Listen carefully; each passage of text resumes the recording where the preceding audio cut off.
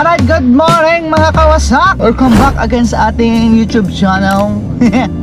Oh, nga ba na naman ang bakasyon ko? 2 days na naman yung bakasyon ko. And then ngayon ay bibiyahe na naman tayo. Nakakatamad talaga yung mga unang araw galing sa bakasyon, guys, no?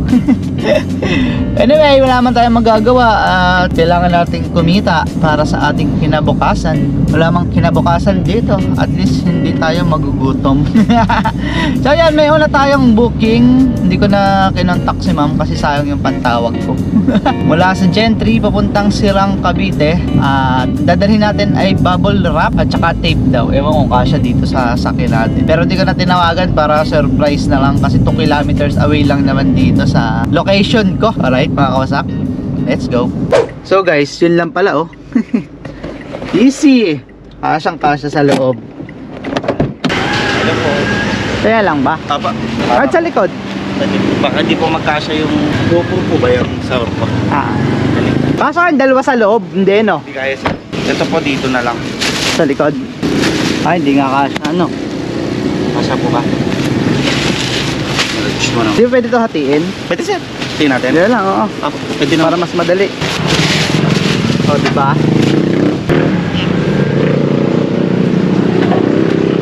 Naman sa gas yan sir. Kaya wala kang problema. Wala. Napa, sir? Doon na lang yung payment. Bali sir, yung pagpasok nyo po daw sa kanila, patras na lang. Para hindi po kayo pa mahirapan. Okay, masigit ba dyan? Kasya naman sir mga van eh. Pero yung ano sir, yung paakyat kasi ay yung ano pataas. Bali pag patras kayo, mas madali. Kasi yung mas madali papasok sa lumabas. kanila walang labasan sir, atras din kayo.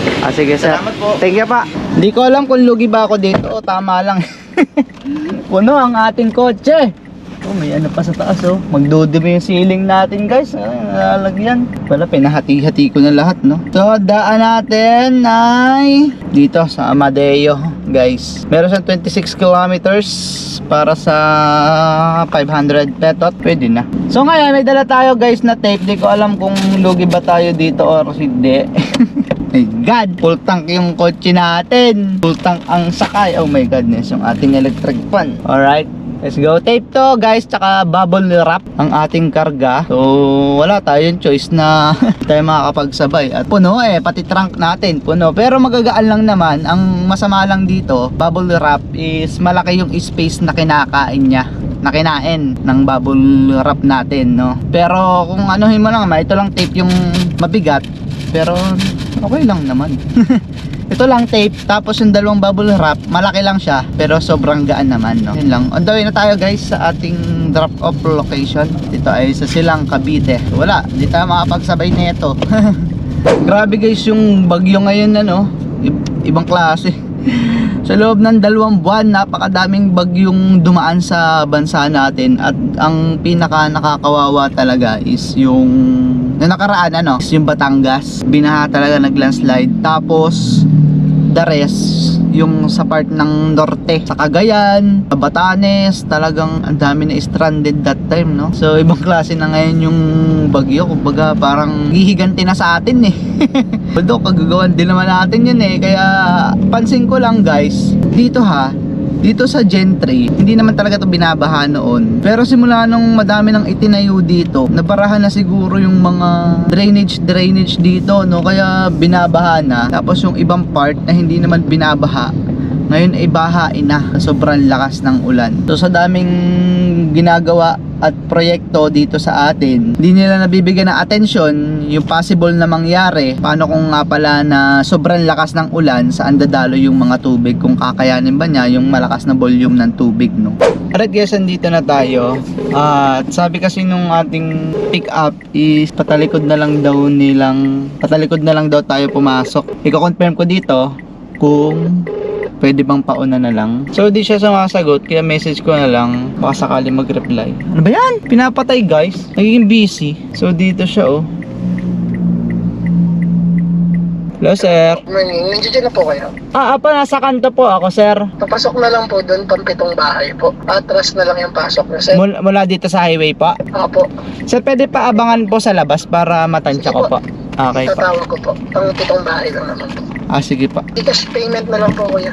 Sir, baka pwedeng cash? Ay, wala po ako sa bahay eh. Ganun ba? Hindi naman kasi na. Opo. Sige, sir, pwede padagdagan na lang ng ano, pang Okay po. cash out. Sige po. Okay. Pakiyong sa akin po yung number and yung tag po. Sige po, sir. I-message ko po sa inyo yung number. Po, sige po. Okay, thank you. Pang 7 bahay daw, guys. So, ito yung kahinaan ko, yung paatras eh. At tagal ko nagda-drive, guys. Mag-parking, mag-atras is, yun yung kahinaan ko. Ano, kahit nasa mall, magpa-park ako. Pagbaba ko minsan, o madalas, tagilid. Ano yun? Tagilid, guys. Kaya ngayon, nahihirapan ako paatras, oh. My God, kinakabahan ako. Anyway, kaya naman yan, dahan-dahan lang. Ayun, maluag naman na pala dito. Oh, ang hirap. Kinakabahan ako. Ano ba ako nga, baka may masabitan ako eh. Hindi ko malaman eh. 234. Ito ay 237. Malalaglag na pala yung ano ko, kabilang side ko. Yun lang kahinaan ko talaga, oh, pagpaatras. Uy, grabe. Sobrang tarik naman ito. So neutral ko na lang. Ang tarik, guys. Ito nyo, nahulog kayo. Walas na to. 236. Grabe, parang bundok ah. Kayo pala yung sir yung doon yung kanina. Aha. Ay, tama doon. Oo, sir. Bubble wrap. Tsaka tape. Atay po. Saan Saan ba ito galing sir? Sa Gentry. Ano yun, parang hub? Warehouse po na. Warehouse. Mga online po. Sa ano? Mga TikTok, Flash, TikTok, Facebook. Opo. Ay, taas! So yun mga kawasak, sisend na lang daw Gcash at sending na daw naman. Tawag daw ka ng tawag, namamatay daw internet ni sir. Kasalanan ko ba yun? Wala naman nakalagay dito na Gcash payment. Nakalagay dito is cash payment, no? Kaya hindi nyo kayo masisisi kung bakit kami tawag ng tawag at kinukulit namin kayo para dun sa payment, diba? So hanap lang tayo matambayan dito sa Silang. Ito'y going to Santa Rosa eh. Sending na daw pero baka naman na-send na yon. Hindi pa tawagan si sir ng tawagan is hindi sasagot, no? Yun, binigyan niya tayong 465 mga kawasak. Hindi ko naman ka-cash out yan eh. Lalagay ko lang sa wallet ng ng Lalamove, guys. Nga pala mga kawasak, may ano ako sa inyo, may i-share. Kasi kanina is, di ba, paahon, sobrang ahon. Tapos ang ginawa ko, nung tumigil ako, nilagay ko sa park handbrake. Di ba, naka-reverse, naka-neutral ako kanina. Handbrake, tapos saka ko pinark, ginanyan. So sala pala. Kailangan bago ko i-park, guys, kasi nung bago ko nyari galing ka drive na ganyan, baba ko to. Neutral, handbrake, saka mo bibitawan yung preno. Ramdam mo yung kotse mo parang gaganon. Matatanggal yung ewan ko, basta maramdaman sa kotse nyo, basta medyo gaganan. Pag natanggal nyo na yung preno nyo, naka handbrake na, saka kayo magpa-park pala. Kasi ang ginawa ko kanina guys is galing akong reverse sabay neutral tapos handbrake, nakapreno pa din ako, hindi ko ni-release yung preno ko kaya hindi nag-release yung kapit ng gulong. Ewan ko kung anong tawag doon. Yung transmission niya ata hindi nag-release, hindi gumanan. Tapos diretso ako park. Tapos paglagay ko ng reverse, pagka abante ko ulit, di ba letter P, i-drive ko ulit. Pagkadating niya ng reverse, lumagotok ang lakas. So makakasira ng transmission yun.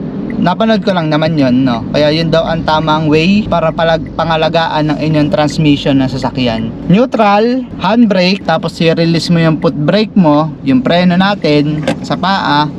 Tapos yun, saka ka pwede mag-park. Kanina ang ginawa ko, hindi ko ni-release yung foot brake ko, diretso park. Kaya ayun, gumano na lang. So wala, masisira. So next time na lang, babawi na lang next time dito sa kotse natin. So ngayon, nantay akong booking ito, papunta na to Santa Rosa eh. Siguro dediretsuhin ko yung Santa Rosa o hindi. Ihi muna ako, bye bye. 11:26 in the morning, tanghali na. Isa pa yung booking natin. So pagkat ayoko mag Manila is ganito talaga ang buhay sa probinsya. Minsan okay ang kita, minsan hindi. Pero yung mga nakaraan ko naman is okay lang. So ngayon nandito ako sa Santa Rosa, Laguna. Ito Enchanted Kingdom na nga ito eh. Naghanap lang ako ng spot na makakainan. Kumain na din ako ng tanghali para kung sakaling magka-booking tayo pabalik ng Cavite is okay na, nakakain na ako, no. So yun lang, madami nagsasabi na bakit ayoko mag Manila at kung magpo-probinsya lang ako ay hindi talaga lalaki ang aking kita. So nandun na tayo sa point na yon, pero hindi ko alam kung bakit ayoko talaga mag Manila eh. Ayoko mag Manila guys, promise. So hanggat maaari, hanggat nag-aantay ako ng aking calling, is dito lang ako sa probinsya kasi napaka-alwan dito sa probinsya. Yun nga lang, hindi ganong kalakihan ang income kung i-compare mo kung magme-Metro Manila ako, no? So ngayon, mag-rolling na lang ako. So papunta ng Binyan, San Pedro. So doon madami nakikita ko dito from Binyan yung mga booking eh. O kaya tambay ako dun sa Balibago, Santa Rosa kasi hindi ko agad makuha yung booking. Late na pumapasok sa akin pag medyo malayo yung pick up. Hello po. Hello? Hello. Yes po. Ma'am, yung road bike po ba, sa Lalamove po, yung road bike po ba na tatanggal po yung mga gulong-gulong niya, no? Pwede po. Yung isang gulong lang naman tatanggal. Yung gulong po ba dyan nakaklip lang, ma'am? Di ba mostly sa road bike ganun? QR lang naman to. QR naman to. Hindi man to ano. Sige po. Mabilis lang to kuya. Okay, sige ma'am. Wait na lang po ma'am, mag-U-turn lang po ako dito. Okay po. Okay po, thank you. So road bike guys, ang isasakay.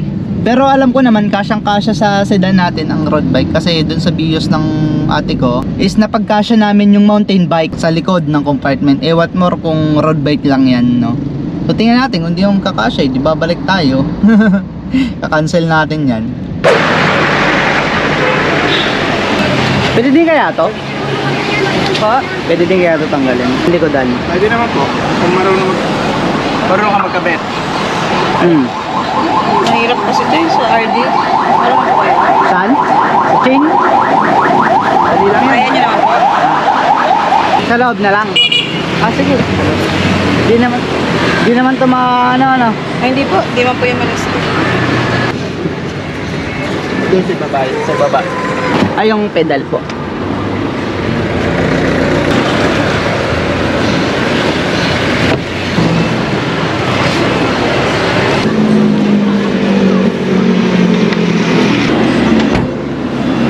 Ma'am, bale ma'am, doon na lang yung payment niya, no? na lang po. Sige po.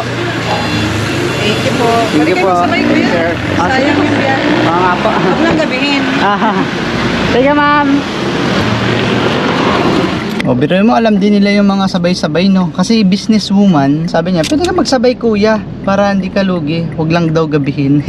Alright, yung mga gandang customer. So yan, ito road bike, di ko alam kung makakuha ako kasabay. Pero along the way guys, is hahanap tayong kasabay, no? Kasi sayang din naman. Pupunta to ng Gen 3, General Trias, Cavite. Kahit mga dasma man lang yung makasabay natin, no? So doon din naman yung daan natin sa kanina. Grabe. Kinain dun yung 30 minutes ko guys pag-aantay sa customer, tapos pinapasok pa ako dun yung sa road bike na yun. Dito din pala kami magpapangita. Yan mahirap minsan guys, no? Yung alam nyong may pa-deliver kayo, binessage ko naman ahead of time na papunta na, tapos nag-update ako dun na traffic ako sa GMA. Medyo madidelay ng konti, pero on the way na po ako. Tapos ngayon, tagal. Pinapasok pa ako sa loob. Yung ano niya kasi guys, yung pin location niya dito lang sa mismong gate ng subdivision. Ang lawak-lawak nito. Tapos pinapapasok nga pa ako sa loob, binigay niya yung address, sobrang sikip. Tapos wala namang mga nakasulat, hindi lahat ng bahay may nakasulat na na block and lot, kaya hindi ko agad makita. So hinanap ko pa din, tapos kalaunan doon din kami nagpanagpo sa sa labas na yun kung saan ako nagantay kanina. Talaga mga customer pag di ka nagbaon ng mahabang pasensya wala talaga Bago dumating, minessage ko na, malapit na po. Tapos ngayon pinag-antay pa ako at wala daw tao sa kanila. Tapos ngayon pinapasok-pasok pa ako, lalabas din pala siya.